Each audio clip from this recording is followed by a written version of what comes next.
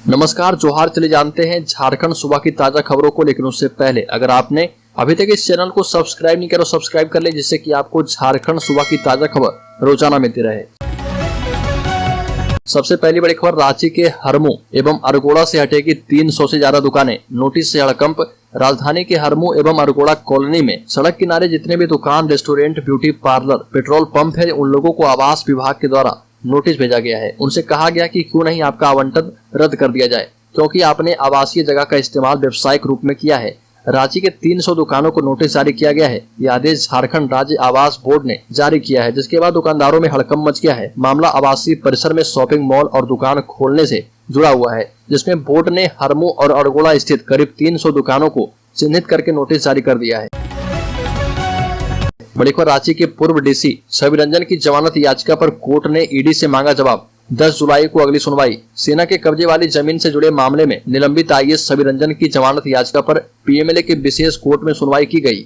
इस दौरान कोर्ट ने ईडी को जवाब दाखिल करने का निर्देश दिया है। वहीं जमानत याचिका पर अगली सुनवाई के लिए 10 जुलाई की तिथि तय की है। इस मामले में ईडी छवि रंजन सहित अन्य के खिलाफ पहले से ही चार्जशीट कर चुकी है। रांची के बरियातू स्थित सेना की कब्जे वाली जमीन की खरीद बिक्री से जुड़े मामले में कोलकाता के कारोबारी अमित अग्रवाल एवं उनके सहयोगी दिलीप घोष की जमानत याचिका पर पीएमएलए कोर्ट में सुनवाई की गई।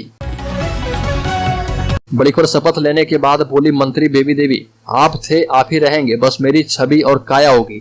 दिवंगत मंत्री जगन्नाथ महतो का ट्विटर हैंडल अब उनकी पत्नी बेबी देवी संचालित कर रही है। ट्विटर हैंडल का नाम बदलकर बेबी देवी जगन्नाथ महतो कर दिया गया है। मंत्री पद की शपथ लेने के बाद बेबी देवी ने स्वर्गीय महतो की तस्वीर को नमन करते हुए अपनी पहली फोटो पोस्ट की और साथ ही लिखा कि आप ही थे आप ही रहेंगे, बस मेरी छवि और काया होगी। एक अन्य ट्वीट में उन्होंने दिसोम गुरु शिबू सोरेन और रूपी सोरेन के साथ तस्वीर पोस्ट की।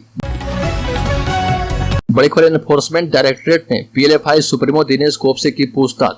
प्रवर्तन निदेशालय ने देर शाम होटवार जेल में बंद पीएलएफआई सुप्रीमो दिनेश गोपसे से पूछताछ की। ईडी दिनेश से लेवी के रुपए कहां इन्वेस्ट किया है, इस बात की जानकारी मांग रही है। ईडी सूत्रों के मुताबिक दिनेश गोप ने लेवी रंगदारी में मिली कुछ राशि का हिसाब एजेंसी को दे दिया है। इसके चलते आने वाले दिनों में कई नेताओं और कारोबारियों की परेशानियां बढ़ सकती है। दिनेश गोप से मिली जानकारी के बाद ईडी कई अन्य लोगों से भी पूछताछ कर सकती है। बड़ी खबर, झारखंड में मंत्री बनते ही एक्शन में आई बेबी देवी। देवघर कांवरिया पथ पर शराब बिक्री पर लगाई रोक। हेमंत कैबिनेट में उत्पाद एवं मद्य निषेध मंत्री बनी बेबी देवी पदभार ग्रहण करने के बाद एक्शन में दिखी और पहले कार्य दिवस पर उन्होंने देवघर के कांवरिया पथ पर शराब बिक्री पर रोक लगा दी है। निर्देश दिया कि देवघर के श्रावणी मेले में बाबा बैद्यनाथ मंदिर तक सभी प्रकार की मदिरा या शराब की बिक्री पर पूरी तरह से रोक रहेगी और देवघर के विश्व स्तरीय श्रावणी मेले में एवं बैद्यनाथ मंदिर तक के कांवरिया पथ पर किसी भी प्रकार के मदिरा शराब की बिक्री पर प्रतिबंध रहेगा। बड़ी खबर, गोमिया बेरमो को जिला बनाने की मांग पर 36 पंचायतों के प्रतिनिधियों ने किया प्रोटेस्ट। लमोदर महतो ने भरे ओंकार। बोकारो जिले के गोमिया बेरमो को अलग जिला बनाने की मांग शुरू हो गई है। बेरमो जिला बनाओ संघर्ष समिति के तत्वाधान में गोमिया प्रखंड मुख्यालय के समीप धरना दिया गया और धरना प्रोटेस्ट में मुख्य रूप से गोमिया के विधायक डॉक्टर लमोदर महतो, जिला परिषद अध्यक्ष सुनीता देवी एवं जिला परिषद सदस्य डॉक्टर सुरेंद्र राज उपस्थित थे। बड़ी खबर, बाबूलाल मरांडी झारखंड भाजपा प्रमुख बनते ही गरजे। झारखंड मुक्ति मोर्चा पर कहा कि आदिवासी अब नहीं देंगे मौका, हम करेंगे उनकी सत्ता से मुकाबला। झारखंड भाजपा के नवनियुक्त अध्यक्ष और विधानसभा में नेता प्रतिपक्ष बाबूलाल मरांडी ने बीते मंगलवार को पार्टी आलाकमान के द्वारा उन्हें झारखंड भाजपा का दायित्व सौंपे जाने के बाद मौजूदा सत्ताधारी झारखंड मुक्ति मोर्चा की सरकार पर जमकर हमला बोला और कहा कि हेमंत सोरेन की झारखंड मुक्ति मोर्चा गठबंधन की सरकार ने भ्रष्टाचार के सारे प्रतिमानों को ध्वस्त कर दिया है, इसलिए अब आदिवासी बहुल झारखंड की जनता उन्हें दोबारा शासन का मौका नहीं देगी। मरांडी ने कहा कि उनका प्रयास होगा कि वह राज्य की भलाई के लिए अपनी बौद्धिक और शारीरिक क्षमता के मुताबिक सूबे की भलाई के लिए काम करें। बड़ी खबर, संताली को राजभाषा का दर्जा देने के लिए 17 को जिला मुख्यालयों में झारखंड सरकार का पुतला दहन। आदिवासी सेंगल अभियान ने संताली एवं ओलची की लिपि को लेकर पाठ्य पुस्तकें छपवाने एवं पढ़ाई शुरू कराने की मांग कर रहा और उक्त मांग को मुखरता प्रदान करने के लिए अभियान की ओर से 17 जुलाई को झारखंड के सभी जिला मुख्यालय में सरकार का पुतला दहन किया जाएगा। उसके बाद 31 जुलाई को सभी जिला मुख्यालय में धरना दिया जाएगा। साथ ही उक्त विषय को लेकर उपायुक्त के माध्यम से राज्यपाल के नाम एक ज्ञापन सौंपा जाएगा। बड़ी खबर, झारखंड के 2 गैंगस्टर सुजीत सिन्हा और अमन साव हुए एक साथ। पुलिस के हाथ लगे पुख्ता सबूत। झारखंड के 2 कुख्यात अपराधी सुजीत सिन्हा और अमन साव के एक होने की खबर पुलिस को लगी है। जांच के दौरान ये जानकारी मिली है। झारखंड के 2 बड़े आपराधिक गिरोह सुजीत सिन्हा और अमन साव एक साथ हो गए हैं। सुजीत सिन्हा खूंटी जेल में है जबकि अमन साव चाईबासा जेल में है। दोनों आपराधिक गिरोह के बीच की कड़ी हरि तिवारी नामक शूटर बना है। हरि तिवारी फिलहाल हजारीबाग के केंद्रीय कारा में बंद है। पुलिस को जांच के दौरान कुछ तथ्य मिले हैं। बड़ी खबर, बाबूलाल मरांडी को 29 साल के बाद झारखंड की कमान बीजेपी ने चला है बड़ा दांव। झारखंड की राजनीति में एक बड़े बदलाव ने राजनीतिक सरगर्मी की तपिश और भी बढ़ा दी है।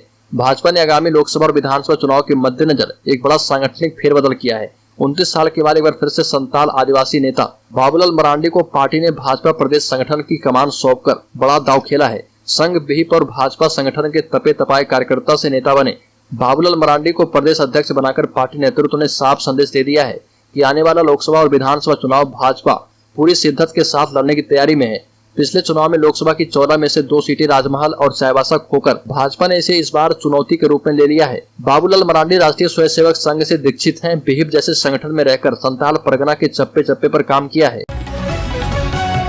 बड़ी खबर, लोकसभा चुनाव से पहले डुमरी उपचुनाव में होगी एनडीए की अग्नि परीक्षा। महाजनसंपर्क अभियान के बहाने बीजेपी ने झारखंड में 2024 लोकसभा चुनाव के लिए माहौल बनाने में पूरी ताकत लगा दी है। 2024 अभी दूर है, वैसे झारखंड में एनडीए की अग्नि परीक्षा बहुत जल्द होने वाली है। डुमरी विधानसभा उपचुनाव एनडीए के लिए अग्नि परीक्षा से कम नहीं है। वैसे झारखंड मुक्ति मोर्चा के लिए भी यह उपचुनाव प्रतिष्ठा से भी जुड़ा है। पिछले 4 बार से लगातार डुमरी से जीत दर्ज करने वाले जगन्नाथ महतो के निधन के बाद उनकी पत्नी बेबी देवी को मंत्री बनाकर झारखंड मुक्ति मोर्चा ने स्पष्ट संकेत दे दिया है कि झारखंड मुक्ति मोर्चा का उम्मीदवार बेबी देवी या जगन्नाथ महतो के परिवार से ही कोई होगा। बड़ी खबर, रांची हिंसा केस में जल्द हो सकती है 40 आरोपियों की गिरफ्तारी। पुलिस ने कोर्ट से मांगा है वारंट। पिछले वर्ष 10 जून को हुई रांची हिंसा के 40 से ज्यादा आरोपियों की जल्द गिरफ्तारी हो सकती है। इसके लिए पुलिस ने कोर्ट से वारंट की मांग की है।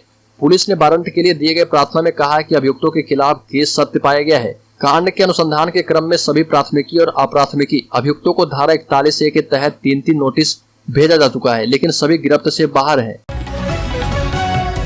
बड़ी खबर, झारखंड में यूसीसी कानून यानी कि समान नागरिक संहिता कानून लागू होने नहीं देंगे। आदिवासी समन्वय समिति के बैनर तले आदिवासी संगठनों ने राजभवन के पास धरना दिया।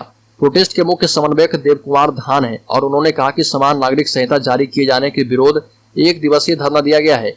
इस धरने में बड़ी संख्या में लोग शामिल हुए। इस मौके पर आदिवासी संगठनों के लोगों ने कहा कि झारखंड में यह कानून लागू होने नहीं देंगे। अगर आवश्यकता पड़ी तो हम मारकाट को भी तैयार हैं। इस मौके पर पूर्व मंत्री गीता श्री उरांव, देवेंद्र नाथ चंपिया, अजय तिर्की सहित भारी संख्या में आदिवासी संगठन के लोग उपस्थित रहे। बड़ी खबर, अध्यक्ष बनने के बाद हेमंत पर और भी हमलावर हुए बाबूलाल मरांडी, कहा कि यह डर अच्छा है। झारखंड बीजेपी की कमान मिलने के बाद बाबूलाल मरांडी और भी आक्रामक हो गए। उन्होंने जहां एक ओर हेमंत सोरेन सरकार पर जोरदार तरीके से हमला किया, वहीं दूसरी ओर अटल बिहारी वाजपेयी जी कविता के कुछ अंश लिखकर कार्यकर्ताओं को एकजुट होकर काम करने का संदेश दिया है। मरांडी ने ट्वीट कर लिखा कि झारखंड में झारखंड मुक्ति मोर्चा का सफाया होने जा रहा। कांग्रेस वैसे ही लंगड़ी पार्टी बन गई है। बेहिसाब पैसा बनाने वाले प्राकृतिक संपदा एवं गरीब आदिवासियों को लूटकर अपना घर भरने वाले दलाल बिचौलियों को हटाएंगे।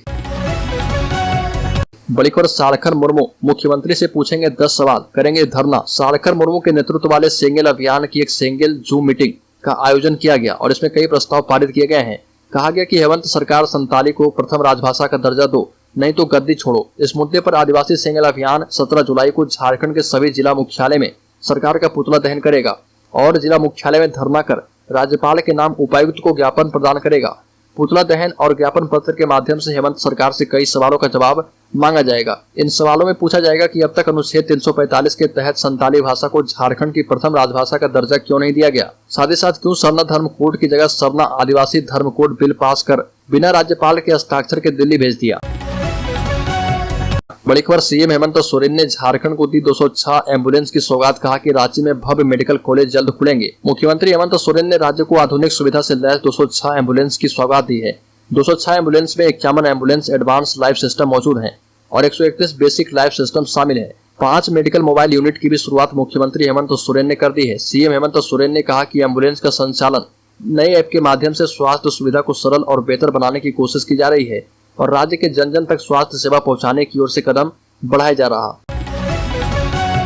बड़ी खबर, झारखंड के भ्रष्टाचार की कड़ी में किसका विकेट गिरेगा। ईडी ने पत्थर कारोबारी कृष्ण कुमार शाह से पूछताछ की है।